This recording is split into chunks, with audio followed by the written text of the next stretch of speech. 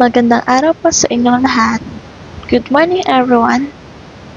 I'm here again and today I'm gonna talk about Global Developmental Delay or GDD. This is a condition that affects many children and understanding it is the first step in providing the support they need. In this presentation, we will explore what GDD is, how it diagnosed, what causes it, and most importantly, how we can help children with GDD reach their potential or reach their full potential. So what is global developmental delay? Global developmental delay or GDD is when a child experiences significant delays in two or more areas of development. These areas include cognitive skills, motor skills, speech and language, social and emotional development, and adaptive skills. Kumbaga, lahat ay sakop na ng ganitong delay kaya sinabing global. Ginagamit ang GDD sa mga batang mas bata sa 5 taong gulang kasi mahirap pa dito matukoy kung ano ba talaga ang tiyak na diagnosis para dito. Maaari pa din na ma-diagnose ang ibang bata ng ibang disorder kahit na under 5 years old sila. Ito ay kung pasok at tugma sa criteria ng mga disorder. Halimbawa, ang ASD o yung Autism Spectrum Disorder na may problema sa social communication, sa socialization, at repetitive behavior at kung walang kalinawan, malabo at hindi tiyak o tugma, sa GDD sila mapapabilang. Children develop at their own pace, but those with GDD are consistently behind their peers in multiple areas. This can affect their ability to learn, play, interact with others. So key areas affected. So let's break down the areas affected by GDD. First, we have cognitive skills, which involve thinking, learning, and problem solving.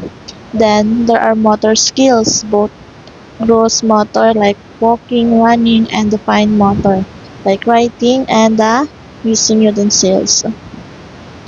Speech and language are crucial for communication, right? While social and emotional development helps children understand and manage their feelings and relationship.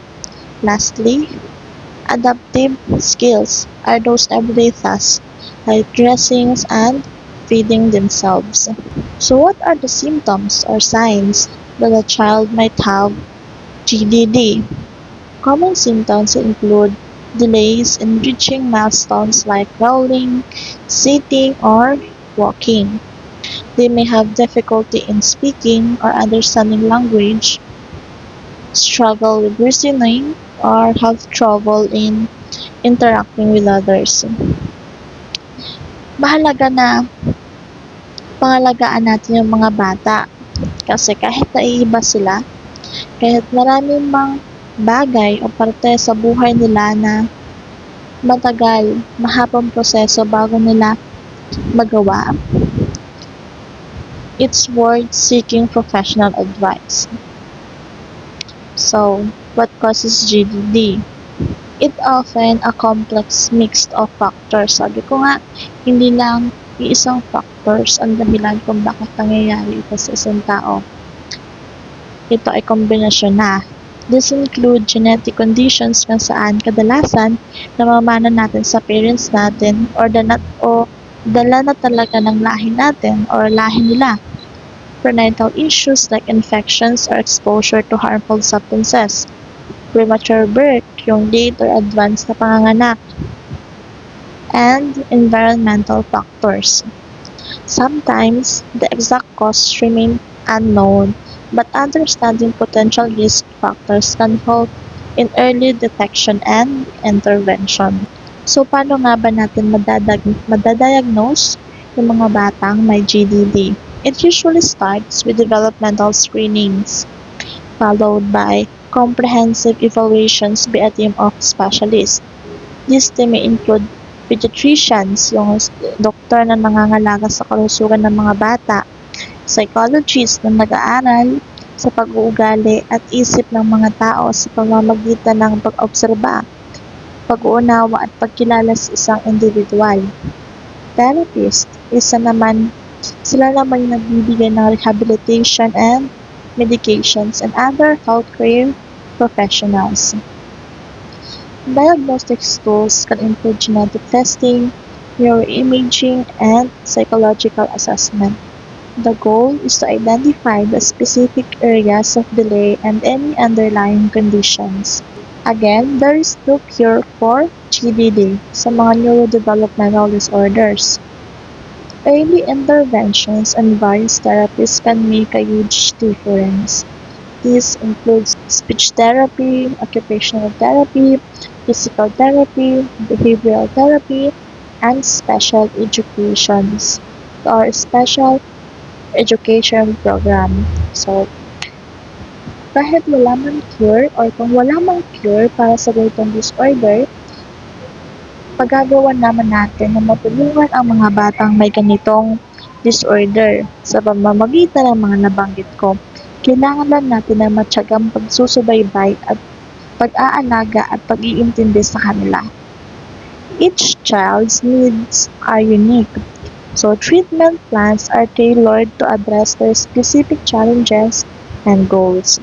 The earlier we identify and address developmental delays, the better the outcomes of children or for children with GDD. Early support can help them catch up with their peers and develop essential skills. Think of it as planting a seed. The sooner you nurture it, the stronger and healthier it will grow. Right? Again, it's important to distinguish GDD from autism or yung ASD. While both conditions involve developmental challenges, they are different. GDD or Global Developmental Delays refers to delays in multiple areas of development, while autism is neurodevelopmental conditions characterized by difficulties in communication and social interactions. A child can have both GDD and autism, but they are distinct diagnoses. Let's talk about how can we support children with GDD.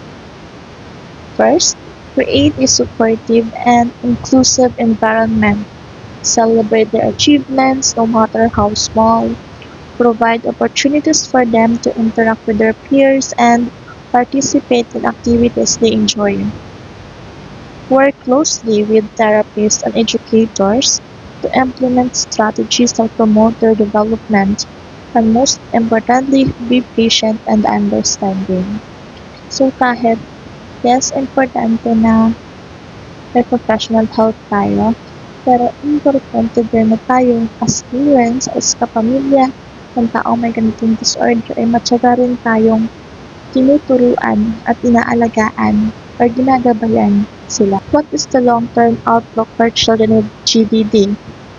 So it varies. Some children may catch up with support, while others may require ongoing assistance throughout their lives. The key is to provide them with the tools and resources they need to reach their full potential. Remember, every child is unique, and with the right support, they can lead fulfilling lives. So before we end this, I will summarize it. Global developmental delay is a condition characterized by significant delays in multiple areas of development. Early identifications, comprehensive assessment, and tailored interventions are crucial for supporting children with GDD. Let's work together to create a world where every child, regardless of their challenges, has the opportunity to thrive. Thank you.